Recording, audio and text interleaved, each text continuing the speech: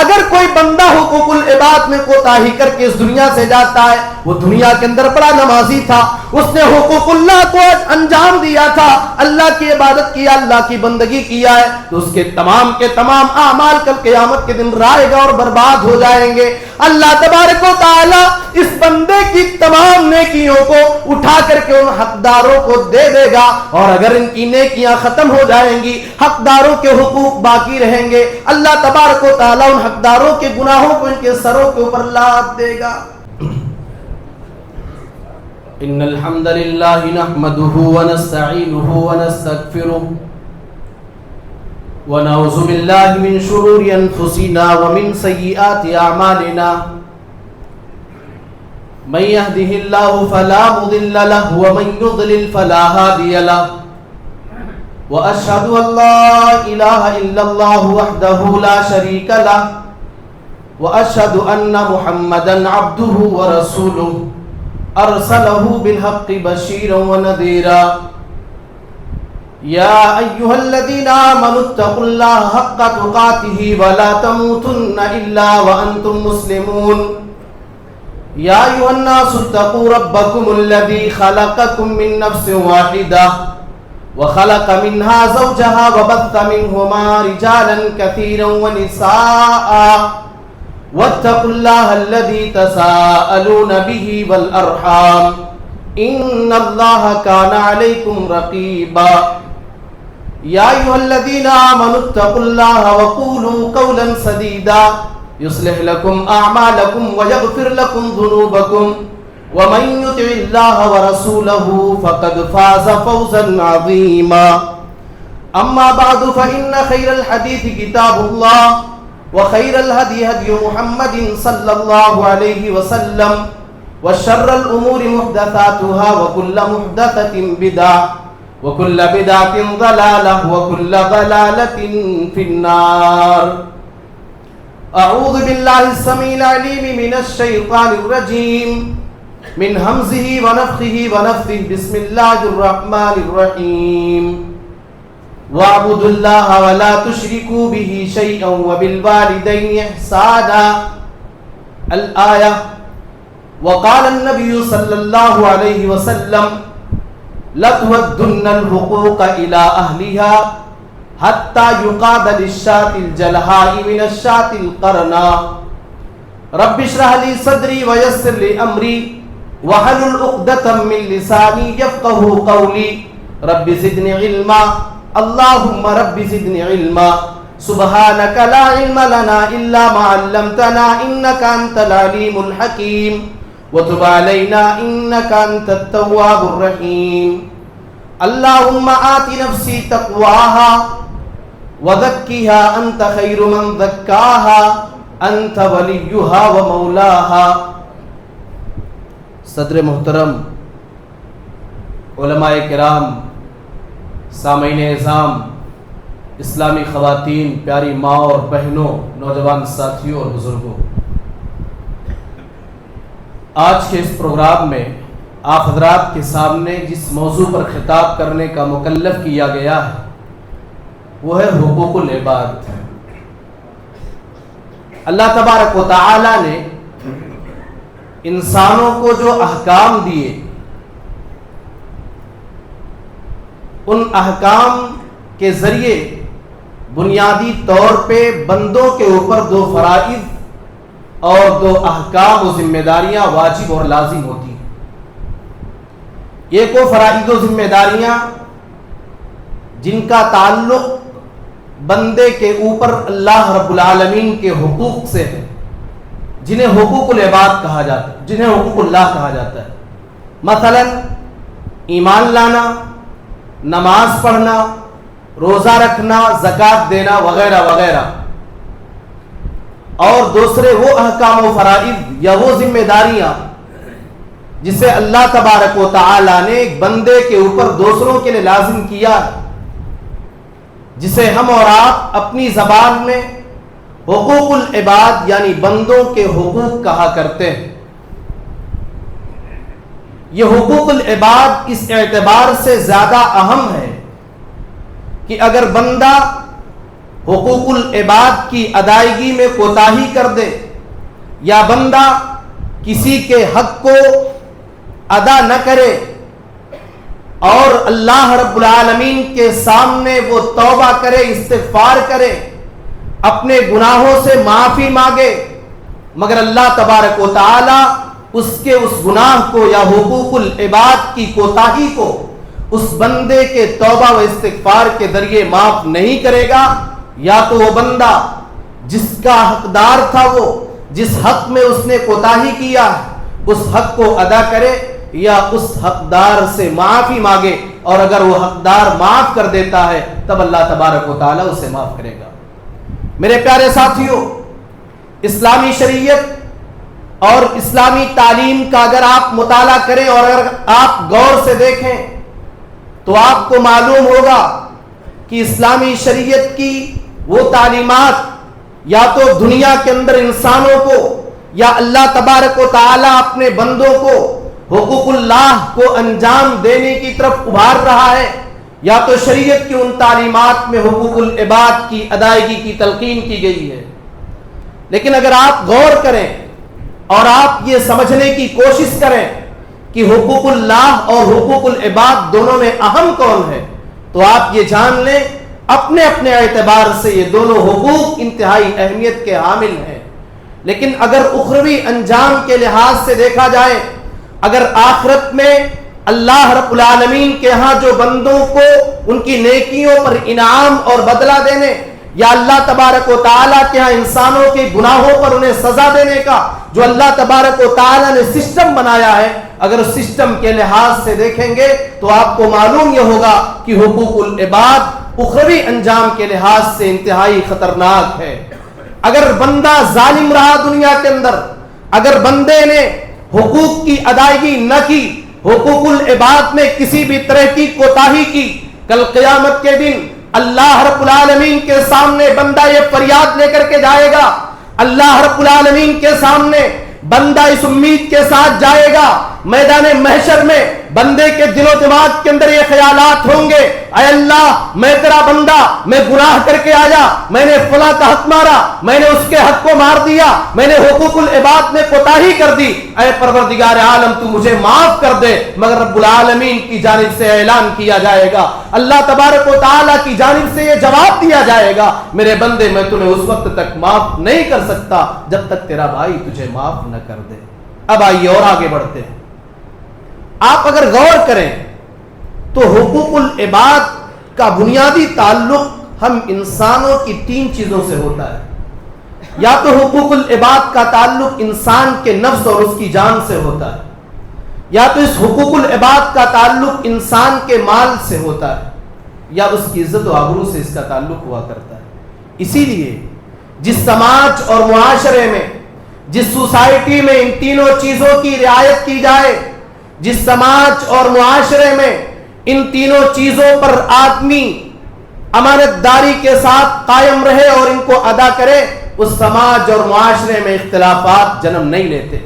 اسی لیے پیارے نبی جناب محمد رسول اللہ صلی اللہ علیہ وسلم نے اپنی زبان اطہر سے اور اپنی پاک اور بابرکت زبان کے ذریعے حجۃ الوداع کے موقع پر آپ نے امت کے افراد کو جہاں بہت ساری تعلیم دی تھی، وہیں آپ نے ان تینوں چیزوں کی حفاظت کی طرف اپنی امت کی رہنمائی بھی کی تھی، اور اپنی امت کو آپ نے یہ بتایا تھا۔ آپ نے ارشاد فرمایا، ان دماءکم واموالکم واعراضکم حرام علیکم کحرمت یومکم ھذا فی شہرکم ھذا فی بلدکم ھذا۔ اللہ کے نبی نے صحابہ کرام کو خطاب کر کے کہا، اے میرے صحابہ تم کان کھول کر کے سن لو، ان دماءکم تمہارا خون، واموالکم ایک دوسرے کا مال، واعراضکم ایک دوسرے کی عزت و آبرو، حرام علیکم تمہارے اوپر ایسے ہی حرام ہے، کحرمت یومکم ھذا فی شہرکم ھذا فی بلدکم ھذا۔ اے میرے صحابہ جس طریقے سے آج کا یہ دن حرمت والا دن ہے، جس طریقے سے آج کا یہ مہینہ حرمت والا مہینہ ہے، جس طریقے سے یہ جگہ حرام جگہ ہے اور حرمت والی جگہ ہے، اسی طریقے سے ایک انسان کا مال، اس کی عزت و آبرو، اس کی جان ایک دوسرے کے اوپر حرام ہے۔ ایک اور جگہ پیارے نبی جناب محمد رسول اللہ صلی اللہ علیہ وسلم نے ارشاد فرمایا، कुल्लुल मुस्लिमी अलल मुस्लिमी हरामुन दमुहु मालुहु व इर्दुहु। अल्लाह के नबी ने ऐलान कर दिया, एक मुसलमान का दूसरे मुसलमान के ऊपर उसकी जान की हिफाजत करना, उसकी इज्जत व आबरू की हिफाजत करना, उसके माल की हिफाजत करना एक मुसलमान की जिम्मेदारी है। और अगर कोई इन तीनों चीजों में से कुछ करने की कोशिश करता तो ये उसके ऊपर हराम है। अब आगे बढ़िए, हक तलफी होती कैसे है? किसी इंसान ने किसी को बेजा मार दिया, किसी इंसान ने बेवजह किसी को गाली दे दी, किसी इंसान ने बेवजह किसी पर इल्जाम लगा दिए, किसी इंसान ने किसी की जमीन को हड़प लिया, किसी इंसान ने किसी की अदम मौजूदगी में उसकी गीबत कर दी, उसके खिलाफ बातों को बयान कर दिया, किसी आदमी ने किसी से कर्ज के तौर पे पैसा ले लिया, अब उस कर्ज को अदा नहीं कर रहा है, बहुत बड़ी हक तलफी है मेरे प्यारे भाइयों। इसीलिए मेरे प्यारे नबी जनाब मोहम्मद रसूलुल्लाह सल्लल्लाहु अलैहि वसल्लम ने बयान फरमाया, युगफरु लिश्शहीद कुल्ल दम्बिन इल्ला दईन। एक वो आदमी जो लड़ते लड़ते मैदान जिहाद में अल्लाह की राह में अपनी जान को कुर्बान कर देता है, लेकिन अगर उसने किसी का कर्ज लिया था, कर्ज को अदा किए बगैर इस दुनिया से चला गया, उसके तमाम गुनाहों को माफ कर दिया जाएगा, लेकिन कर्ज के गुनाह को माफ ना किया जाएगा। मेरे प्यारे भाइयों, ये हुकूकुल इबाद है। हुकूकुल इबाद की अहमियत ये है, जरा गौर करो, अल्लाह की राह में उसने अपनी जान को कुर्बान कर दिया, अल्लाह की राह में उसने अपने आप को शहीद कर दिया है, सारे गुनाहों को तो माफ कर दिया गया, लेकिन जो हक बंदे से लगा हुआ है, जिस हक का ताल्लुक बंदे से, उस हक को अल्लाह माफ नहीं कर रहा है। ये हुकूकुल इबाद की अहमियत है। इसीलिए मेरे प्यारे नबी जनाब मोहम्मद रसूलुल्लाह सल्लल्लाहु अलैहि वसल्लम ने एक हदीस में हुकूकुल इबाद की अहमियत को बयान करते हुए आपने फरमाया, जिसका मतलब यह होता है अगर कोई बंदा हुकूकुल इबाद में कोताही करके इस दुनिया से जाता है, वो दुनिया के अंदर बड़ा नमाजी था, उसने हुकूकुल्लाह को अंजाम दिया था, अल्लाह की इबादत किया, अल्लाह की बंदगी किया है, तो उसके तमाम के तमाम आमाल कल क़यामत के दिन राएगा और बर्बाद हो जाएंगे। अल्लाह तबारक व तआला इस बंदे की तमाम नेकियों को उठा करके उन हकदारों को दे देगा, और अगर इनकी नेकियां खत्म हो जाएंगी, हकदारों के हुकूक बाकी रहेंगे, अल्लाह तबारक व तआला उन हकदारों के गुनाहों को इनके सरों के ऊपर लाद देगा। आपने सहाबे किराम से पूछा, अतदरूना मल मुफलिस, ऐ मेरे सहाबा क्या तुम्हें पता है मुफलिस कौन है, गरीब कौन है? सहाबे किराम ने जवाब दिया, ऐ अल्लाह के नबी, इन्नल मुफलिसा। आपने जब सवाल किया तो सहाबा ने कहा, अल मुफलिसु फीना मन ला दिरहम लहू वला मता। ऐ अल्लाह के नबी, हमारे दरमियान का मुफलिस आदमी वो है, गरीब आदमी वो है जिसके पास रुपया पैसा ना हो, जिसके पास जिंदगी गुजारने के सामान ना हो। आपने फरमाया, नहीं नहीं, ऐ मेरे सहाबा, इन्नल मुफलिस मिन उम्मती याती यौमल क़ियामति बिसलातिन व सियामिन व ज़कात। मेरी उम्मत का मुफलिस होगा जो क़यामत के दिन नमाज भी पढ़ के आएगा, ज़कात दे करके आएगा, अल्लाह की इबादत और अल्लाह की बंदगी करके आएगा, सदका तो खैरात करके अल्लाह के सामने आया हुआ होगा, लेकिन अल्लाह के नबी इरशाद फरमाते हैं, वयाती कद शतम हादा व कद हादा व अकला माल हादा व सफक दम हादा व दरबा हादा। नेकियों का पहाड़ लेकर के आ जाए, लेकिन कोई आएगा, ऐ अल्लाह इसने मुझे गाली दिया था, ऐ अल्लाह इसने मेरे ऊपर इल्जाम लगाया था, ऐ अल्लाह व अकला माल हादा, ऐ अल्लाह इसने मेरे पैसे को बर्बाद कर दिया था, खा लिया था, मेरी जमीन को बेईमानी के तौर पे ले लिया था, मेरी जमीन की बेईमानी कर ली थी, मेरे माल को खा लिया था। वसफका दमा हादा,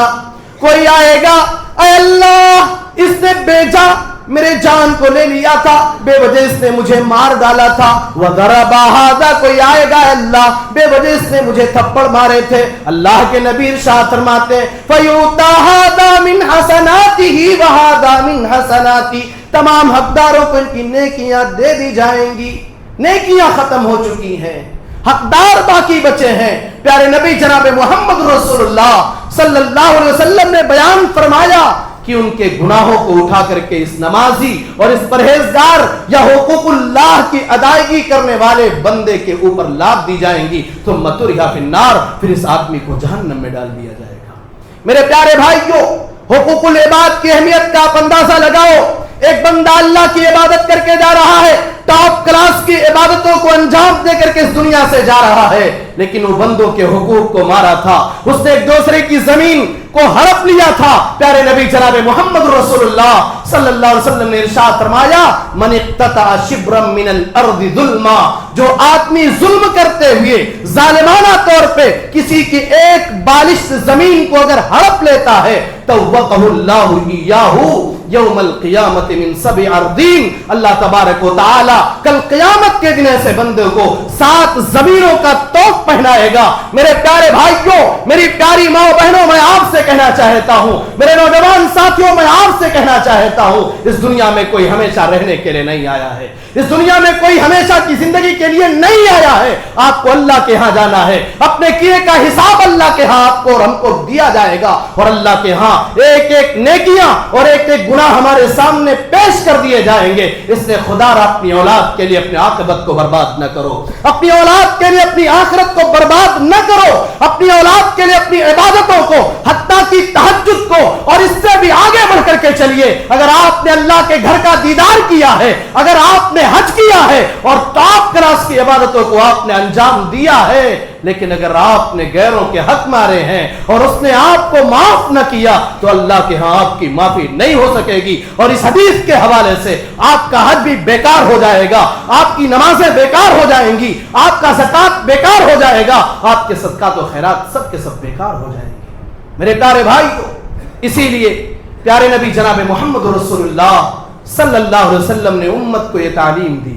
اس سے پہلے کہ موت آ جائے اپنا جائزہ لے لو, اپنا حساب لگا لو, اور یہ سوچو کبھی تنہائی میں بیٹھ کر کے کہ ہم نے کس کے حق کو دبایا ہے, کس کے حقوق کو ہم نے مارے ہیں, ہم نے کس کے اوپر ظلم کیا ہے, ہم نے کس کو مظلوم بنا کر کے اس کی آنکھ سے آنسو نکالا ہے. اس سے پہلے کہ موت آ جائے ان سے جاؤ اور معافی مانگ لو. پیارے نبی صلی اللہ علیہ وسلم نے بیان فرمایا, من کانت عنده مظلمۃ لاخیہ من ارضہ ومالہ فلیستحلہ اليوم. جو آدمی, جس آدمی کا کسی کے اوپر کوئی حق ہو, جس نے کسی کے اوپر کوئی ظلم کیا ہو, چاہے اس کی عزت و آبرو کے اوپر ڈاکے ڈالے ہوں, اس نے اس کی غیبت کی, اس کی برائی کی ہو, یا اس کے مال کو ہڑپ لیا ہو, اس سے پہلے کہ وہ دن آ جائے جس دن کسی کا پیسہ کسی کو فائدہ نہ دے گا, اور نہ ہی اس دن کسی کے پاس دینار و درہم ہوگے, معافی مانگ لو, معافی مانگو میرے پیارے بھائی. اسی لیے میرے پیارے نبی جناب محمد رسول اللہ صلی اللہ علیہ وسلم نے بیان فرمایا, لَتُوَدُّنَّ الْحُقُوقَ إِلَىٰ أَهْلِهَا يَوْمَ الْقِيَامَةِ, کل قیامت کے دن تم ایک ایک حقداروں کے حق کو ادا کر دو گے, حَتَّى يُقَادَ لِلشَّاةِ الْجَلْحَاءِ مِنَ الشَّاةِ الْقَرْنَاءِ. اللہ تبارک و تعالیٰ کے ہاں تو ظلم ہونے والا نہیں ہے. اللہ کہتا ہے اگر ایک سینگ والی بکری نے کسی بے سینگ بکری کو مارا ہوگا, ایک ایسی سینگ والی بکری نے دوسری بکری کو جس کے سر پہ اللہ نے سینگ نہ دیا تھا اسے ظالمانہ طور پہ مارا ہوگا, کل قیامت کے دن اللہ اس کا بھی بدلہ دلا دے گا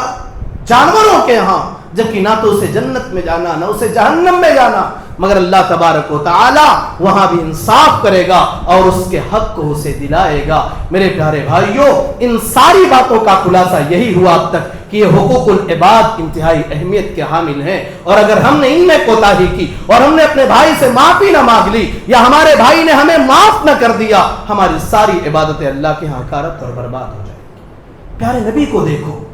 پیارے پیغمبر جناب محمد رسول اللہ صلی اللہ علیہ وسلم کو دیکھو, آپ منصف ہیں, آپ عادل ہیں,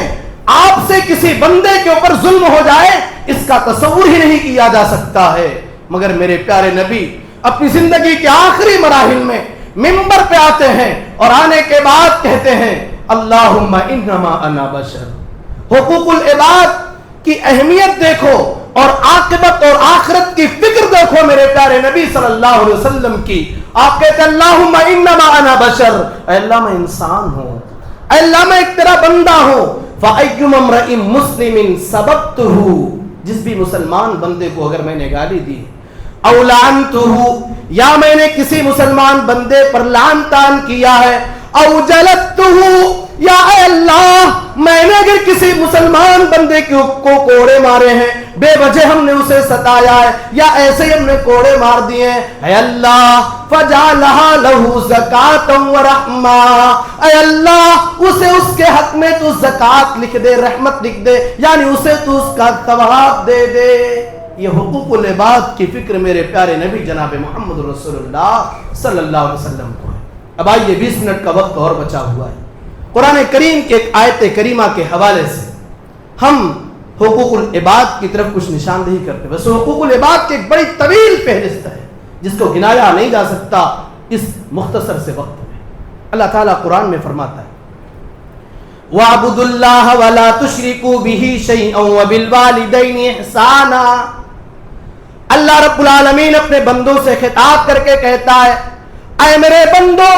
وَاعْبُدُوا اللَّهَ، تم اللہ کی عبادت کرو، وَلَا تُشْرِكُوا بِهِ شَيْئًا، اور تم اللہ کے ساتھ کسی کو شریک نہ ٹھہراؤ۔ میرے پیارے بھائیوں، اللہ تبارک و تعالیٰ نے ہمیں اور آپ کو اس دنیا کے اندر پیدا کیا ہے۔ اللہ رب العالمین نے ہماری تخلیق اور پیدائش کے مقصد کو بتا دیا، وَمَا خَلَقْتُ الْجِنَّ وَالْإِنسَ إِلَّا لِيَعْبُدُونِ، میں نے جناتوں کو اور انسانوں کو صرف اپنی توحید اور اپنی بندگی کے لیے پیدا کیا ہے۔ اللہ کی عبادت کرو، مصیبتوں میں پکارنا ہو اللہ کو پکارو، پریشانیوں میں آپ ہیں ہاتھوں کو اٹھاؤ اللہ کے سامنے، اللہ تبارک و تعالیٰ تمہاری پریشانیوں کو دور کرنے والا ہے۔ پریشانی ہو تب بھی اللہ کو یاد کرو،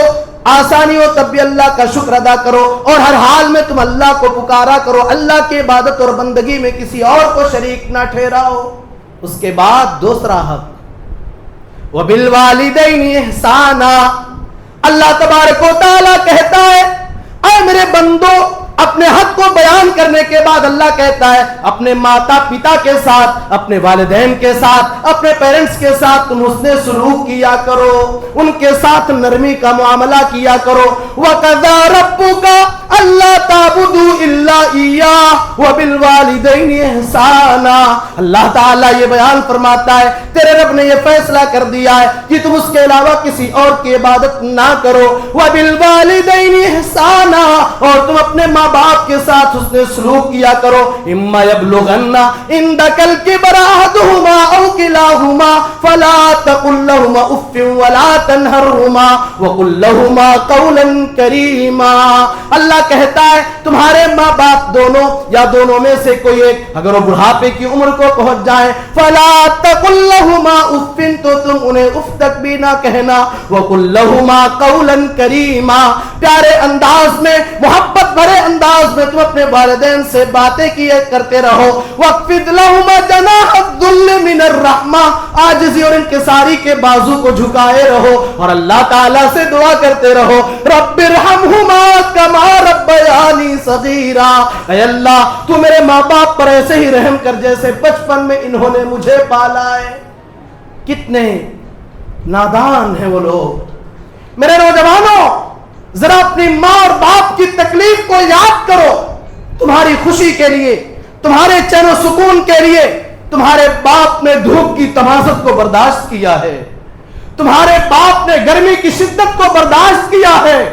عید اور بقرعید کے موقع پر تمہارے باپ نے اپنے لیے نیا لباس نہیں لیا مگر تمہیں نیا لباس مہیا کیا۔ تمہاری ماں نے جب تو رات میں بھی ٹھنڈی کے موسم میں تو بستر پہ پیشاب کرتا تھا، تیری ماں اپنی نیند کو قربان کرتی تھی اور اپنی نیند کو قربان کرنے کے بعد تیرے بستر کو بدلتی تھی، اور اگر زیادہ بستر نہ رہتے سارے کے سارے بستر خراب ہو جاتے، تیری ماں بھی کے بستر پہ سو جایا کرتی تھی، تجھے سو کے بستر پہ سلایا کرتی تھی۔ نادان، تو اپنی بیوی کو پانے کے بعد اپنی بیوی کا غلام بنا، اور غلام بننے کی وجہ سے تو اپنے باپ کو مار رہا ہے، اپنی ماں کو ستا رہا ہے۔ تیری بیوی تو اپنی بیوی کی تمام خواہشات کو پورا کر رہا ہے، تیرا بوڑھا باپ دوا کے لیے پریشان، تیری بوڑھی ماں دوا کے لیے تڑپے، تیری جوانی میں تیری بیوی موجود، تو طرح طرح کا کھانا کھائے، تیرا بوڑھا باپ یا تیری بوڑھی ماں کھانا اپنے ہاتھوں سے پکائے اور کھائے، تیرے بوڑھی ماں تیرا بوڑھا باپ بستر لگائے، کہاں چلی گئی تیری غیرت؟ میرے نوجوانوں، اپنے ماں کے ساتھ حسن سلوک کیا کرو، ماں کا حق کبھی ادا نہیں ہو سکتا۔ اور اللہ کے نبی جناب محمد رسول اللہ صلی اللہ علیہ وسلم سے جب پوچھا گیا تھا، اے اللہ کے نبی، من احق الناس بحسن صحابتی، میرے لوگوں میں میرے حسن صحبت اور میرے بہترین اخلاق کا زیادہ حقدار کون ہے؟ 3 مرتبہ میرے پیارے نبی جناب محمد رسول اللہ صلی اللہ علیہ وسلم نے ماں ماں ماں تمہاری ماں کہا تھا، 4تھے نمبر پہ باپ۔ میرے پیارے بھائیوں، نوجوانوں، اللہ نے بیان فرمایا دوسرا حق یہ ہے کہ تم اپنے والدین کے ساتھ حسن سلوک کیا کرو۔ اگر اللہ نے آپ کی زندگی میں آپ کی والدین کو، آپ کی ماں کو، آپ کے والد کو باحیات رکھا ہے، بہت بڑی نعمت ہے کہ آپ انہیں چین و سکون کی زندگی گزارنے پر ان کے لیے سہولیات مہیا کرو، ان کی خدمت کرو۔ ان کی خدمت کر کے تم آخرت میں جنت میں اپنا مقام بنا لو۔ اور آگے بڑھیے، وَاعْبُدُوا اللَّهَ وَلَا تُشْرِكُوا بِهِ شَيْئًا وَبِالْوَالِدَيْنِ إِحْسَانًا وَبِذِي الْقُرْبَى۔ تیسرے نمبر پہ اللہ تبارک و تعالی بیان فرماتا اپنے رشتہ داروں کے ساتھ حسن سلوک کیا کرو۔ اللہ کا شکر ہے، اللہ تبارک و تعالی نے ہمیں اور آپ کو دین اسلام کا ماننے والا بنایا ہے۔ ان الدین عند اللہ الاسلام، اللہ نے اعلان کیا اللہ کے نزدیک سب سے محبوب اور سب سے پسندیدہ دین دین اسلام ہے، اس اسلام کا ماننے والا بنایا ہے۔ اور اسلام نے جہاں بہت ساری چیزوں کی طرف اپنے ماننے والوں کی رہنمائی کی ہے، وہ اسلام میں رشتہ داروں کے حقوق کو ادا کرنے کا بھی حکم دیا ہے۔ ان اللہ یأمر بالعدل والإحسان وإیتاء ذی القربى وینہی عن الفحشاء والمنکر۔ اللہ قرآن میں فرماتے ہیں ان اللہ یأمر بالعدل والإحسان، اللہ تبارک و تعالی انصاف کرنے کا حکم دیتا ہے اور احسان کرنے کا حکم دیتا ہے۔ اس کے بعد کہتا ہے یأمر بالعدل والإحسان وإیتاء ذی القربى، قریبی رشتہ داروں کے حقوق کو ادا کرنے کا اللہ تمہیں آرڈر کر رہا ہے۔ ایک اور جگہ اللہ فرماتا ہے وَآتِ ذَا الْقُرْبَى حَقَّهُ، اے میرے بندو تم اپنے قریبی رشتہ داروں کے حقوق کو ادا کیا کرو۔ لہذا ہر مسلمان کی ذمہ داری ہے، ہر بندے کی ذمہ داری ہے اپنے رشتہ داروں کی خیریت معلوم کرے۔ اگر اس کا کوئی رشتہ دار محتاج ہے، مسکین ہے، پریشان ہے، اس کی مالی مدد کرے، یا جس اعتبار سے بھی اپنے رشتہ دار کے کام آ سکتا ہو اس اعتبار سے وہ اپنے رشتہ دار کے کام آئے۔ اور اس بات کا تقاضا ہماری شریعت بھی کرتی ہے، انسانوں کے عقل کے ساتھ ساتھ سماج اور معاشرہ بھی اس کا تقاضا کرتا ہے۔ معاملہ یہ ہے، اللہ کے نبی جناب محمد رسول اللہ صلی اللہ علیہ وسلم نے ارشاد فرمایا من کان یؤمن باللہ والیوم الآخر، جو آدمی اللہ کے اوپر ایمان رکھتا ہو اور قیامت کے دن کے اوپر ایمان رکھتا ہو، فلیصل رحمہ، وہ صلہ رحمی کرے۔ ایک حدیث میں پیارے پیغمبر جناب محمد رسول اللہ صلی اللہ علیہ وسلم نے بیان فرمایا لا يدخل الجنت قاطع رحم، رشتہ داریوں کو توڑنے والا، رشتہ داریوں کو کاٹنے والا جنت میں پہلی فرصت میں نہیں جائے گا، پہلے مرحلے میں وہ جنت میں نہیں داخل ہوگا۔ صحیح بخاری کی روایت ہے، اللہ تبارک و تعالی نے جب تمام مخلوق کو پیدا کیا یہ رشتہ کھڑا ہو گیا، اے اللہ، اور اللہ کے دامن کو رشتے نے پکڑ لیا۔ اللہ نے کہا ذرا رک جاؤ، رشتے نے کہا اللہ میں تیری پناہ چاہتا ہوں، اے اللہ کہیں دنیا والے مجھے توڑ نہ دے، کہیں دنیا والے میرے رشتے اس رشتے کو کاٹ نہ دے۔ اللہ تبارک و تعالی نے کہا کیا تو اس بات کو پسند نہیں کرتا کہ جو تجھے توڑے میں اسے توڑ دوں، یعنی میں اسے الگ کر دوں، اور جو تجھے جوڑے میں اسے جوڑ دوں؟ کہا یہی چاہتا ہوں۔ میرے پیارے بھائیوں، رشتہ داروں کے ساتھ حسن سلوک کریں۔ آپ ابو داؤد کے حوالے سے میں آپ کو بتاؤں، معاملہ یہ ہے صلہ رحمی کرنے والا کون ہے؟ ویسے تو بنتی ہے، اگر تعلقات اچھے ہیں تب تو ہر آدمی اپنے رشتے کو نبھاتا ہے۔ حقیقت میں اگر آپ اجر و ثواب چاہتے ہیں اور صلہ رحمی کیا ہے جاننا چاہتے ہو تو ابو داؤد کی اس روایت پر آپ نظر ڈالیے۔ اللہ کے نبی نے ارشاد فرمایا لیس الواصل بالمکافی، بدلے میں صلہ رحمی کرنے والا حقیقت میں صلہ رحمی کرنے والا نہیں ہے۔ آپ کے بھائی نے آپ کو دعوت دی، اب اس کے بدلے آپ نے دعوت دیا، یہ کوئی کمال نہیں ہے۔ کمال یہ ہے کہ آپ کے بھائی نے آپ کو دعوت نہیں دی اور آپ اپنے بھائی کو دعوت کھلائیں۔ لیس الواصل بالمکافی ولکن الواصل الذی اذا قطعت رحمہ وصلہ، सिला रहमी करने वाला वो है जब उसके रिश्ते को काटा जाए, सामने वाला उसके रिश्ते को तोड़ रहा है, वो उससे बातचीत को बंद कर रहा है, वो उसे दावत नहीं दे रहा है, वो उसके घर नहीं आ रहा है, उसकी बीमारी में उसकी इयादत को नहीं आ रहा है, उससे सलाम तक बंद कर चुका है। अब सिला रहमी करने वाला ये है जो उसके घर जाए, उसे दावत खिलाए, उसकी खैरियत को जाने और उससे अपने मसाइल को बयान करे। यह हकीकत में सिला रहमी करने वाला है। एक साहब ये रसूल अल्लाह के नबी के पास आते हैं और कहते हैं, अल्लाह के नबी सल्लल्लाहु अलैहि वसल्लम, मैं अपने रिश्तेदारों के साथ सिला रहमी करता हूं, लेकिन मेरे रिश्तेदार उस रिश्ते को काटते हैं। ऐ अल्लाह के नबी, मैं अपने रिश्तेदारों के साथ बेहतर सुलूक करता हूं, लेकिन उसके बदले में मेरे रिश्तेदार मेरे साथ बुरा सुलूक करते हैं।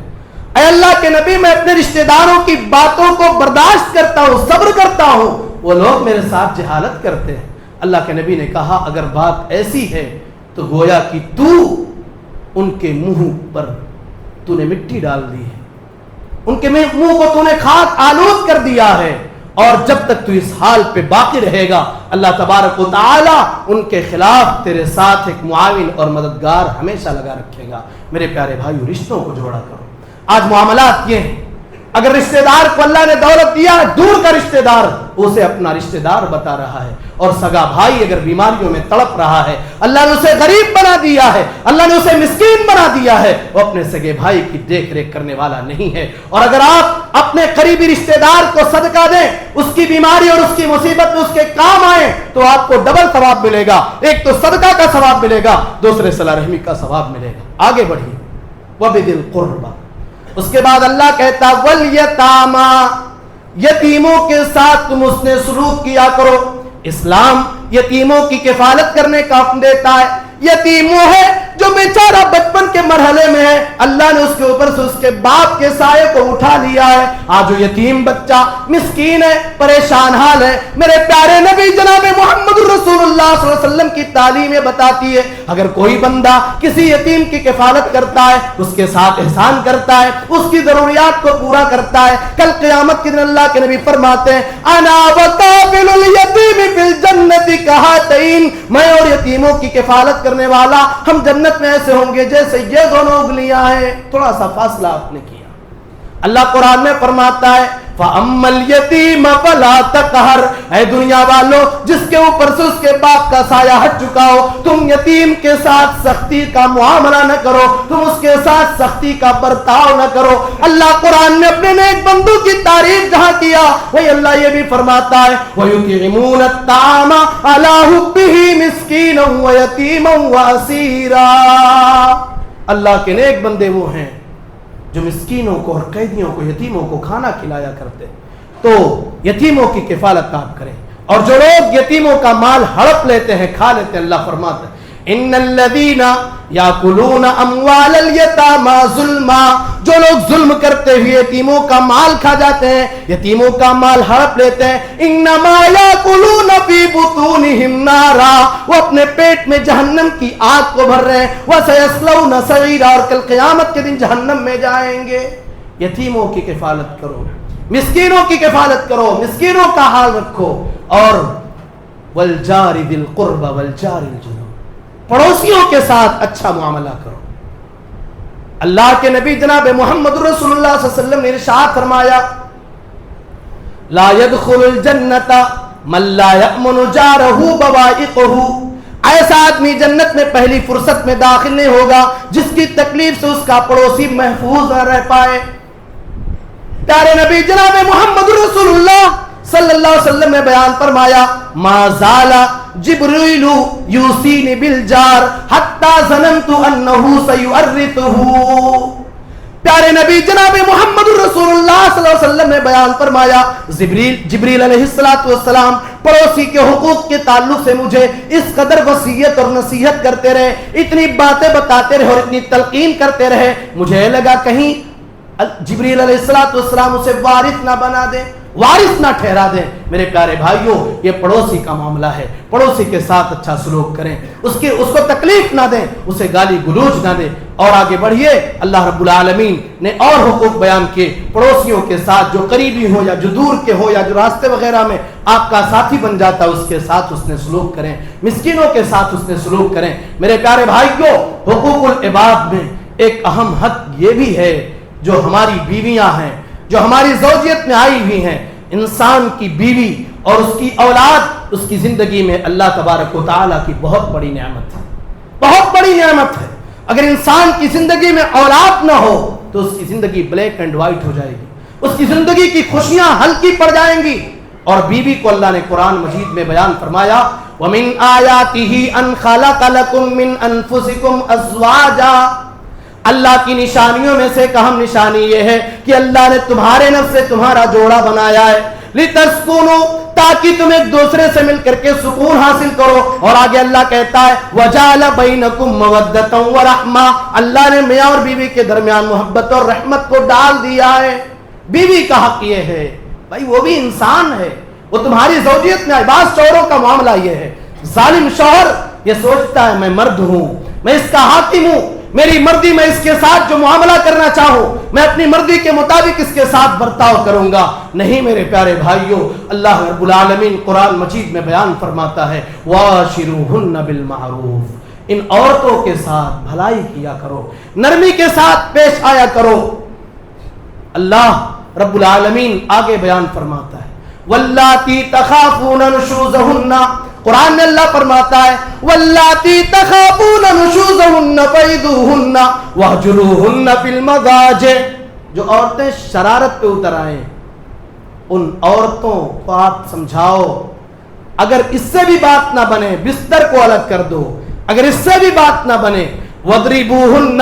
ہلکا مار انہیں مارو، فَإِنْ أَتَانَكُمْ فَلَا تَبْغُوا عَلَيْهِنَّ سَبِيلًا، اللہ کہتا ہے اگر ہلکی مار کے بعد اور بستر الگ کرنے کے بعد یا ان طریقوں کو اختیار کرنے کے بعد اگر تمہاری بیوی تمہاری بات مان جائے فَلَا تَبْغُوا عَلَيْهِنَّ سَبِيلًا، تو تم ان کے اوپر ظلم نہ کرنا اور زیادہ انہیں مارنے کی کوشش نہ کرنا۔ ایک صحابی رسول اللہ کے نبی صلی اللہ علیہ وسلم سے سوال کرتے ہیں اللہ کے نبی میرے اوپر میری بیوی کا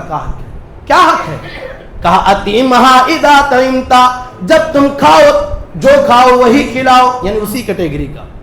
اور جیسا پہنو اسی طرح سے پہناؤ۔ ولا تضرب الوجه، اپنی بیوی کے چہرے پر نہ مارو، ولا تقبح، گالی گلوچ نہ کیا کرو، اپنی بیوی کو گالی نہ دیا کرو، بیہودہ کلمات اپنی بیوی سے نہ کہا کرو، یہ حق ہے۔ اور ایک آخری بات، چونکہ فضیلت الشیخ حافظ جلال الدین قاسمی حفظہ اللہ تشریف لا چکے، ایک آخری پوائنٹ کی طرف میں لے کر چلنا چاہتا ہوں۔ حقوق العباد میں ایک اہم حق اولاد کا ہے، اولاد کے اوپر ظلم نہ ہو، اولاد کے ساتھ ناانصافی نہ کی جائے۔ معاملہ یہ ہوتا ہے پراپرٹی کی تقسیم جب ہوتی ہے یا زمین و جائیداد کے معاملے میں بسا اوقات والدین کی جانب سے اولاد کے ساتھ ناانصافی کا معاملہ ہوتا ہے۔ حضرت نعمان بن بشیر رضی اللہ تعالیٰ عنہ بیان کرتے ہیں ان کے والد نے انہیں غلام ہبہ کیا تھا، اللہ کے نبی کے پاس آئے اور کہا اللہ کے نبی آپ اس پر گواہ بن جائیے۔ اللہ کے نبی صلی اللہ علیہ وسلم نے پوچھا کیا تم نے اپنی تمام اولاد کو یہ دیا ہے؟ کہا نہیں۔ اللہ کے نبی نے فرمایا اتقوا اللہ واعدلوا بین اولادکم، اللہ سے ڈر جاؤ،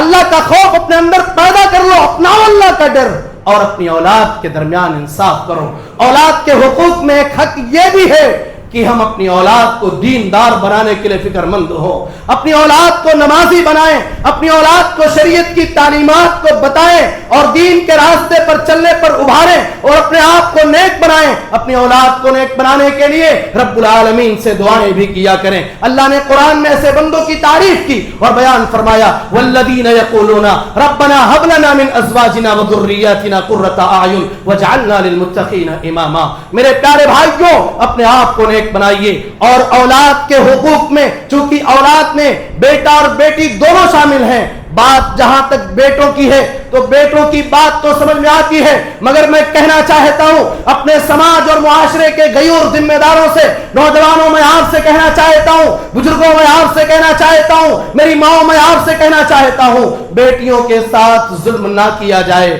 بیٹیوں کے ساتھ ناانصافی نہ کی جائے، انہیں ان کے حقوق سے محروم نہ رکھا جائے. یقین مانو اللہ رب العالمین نے بیٹیوں کا حق متعین کیا ہے. للذکر مثل حظ الانثیین، بیٹیوں کو وراثت میں حصہ دیا جانا ضروری ہے. اگر کوئی باپ یا اگر کوئی بھائی اپنی بہنوں کو وراثت سے محروم رکھتا ہے، اپنے بہنوں کو اپنی بیٹیوں کو کوئی وراثت میں حصہ نہیں دیتا ہے، اپنی اولاد کو اس بات پر نہیں ابھارتا ہے، کل قیامت کے دن اس کی نیکیاں برباد ہو جائیں گی. یہ بیٹی کل قیامت کے دن یہ نہ جانے گی میرے باپ تھے مجھ سے بڑی محبت کیا کرتے تھے، مجھ سے پیار کیا کرتے تھے، میرے باپ تو مجھ سے بہت الفت کیا کرتے تھے، آج میں اپنے باپ کو معاف کر دوں. نہیں، سارے حقدار کل قیامت کے دن اپنے اپنے حقوق کا مطالبہ کریں گے. میری پیاری ماں بہنوں اور جو بیویاں ہیں یا جو بیٹیاں ہیں، میں اپنی بہنوں سے کہنا چاہتا ہوں آپ اپنے شوہروں کو اس بات پر آمادہ کیجئے کہ وہ اپنی بہنوں کو وراثت میں حصہ دیں. جس طریقے سے آپ اپنے شوہروں سے اپنی زندگی کی تمام ضروریات کو پورا کرنے کے لیے اپنے شوہروں سے لڑ جاتی ہو یا اپنی ضروریات کو پورا کرنے پر شوہر کو ابھارتی ہو اور انہیں آمادہ کرتی ہو، اپنے شوہروں کو اپنی ضروریات کے لیے جس طرح آمادہ کرتی ہو ایک ایسا ماحول بناؤ اور اپنے شوہروں کا سپورٹ کرو اور اپنے شوہر کو سمجھاؤ میرے پیارے شوہر یہ دنیا کچھ بھی نہیں ہے، یہ دنیا کچھ بھی نہیں ہے، حصہ دے دیجئے. ابھی گفتگو ہو رہی تھی شیخ جلال الدین قاسمی حفظہ اللہ، وراثت پہ بات آئی، کہا وَتَأْكُلُونَ التُّرَاثَ أَكْلًا لَمًّا. انسان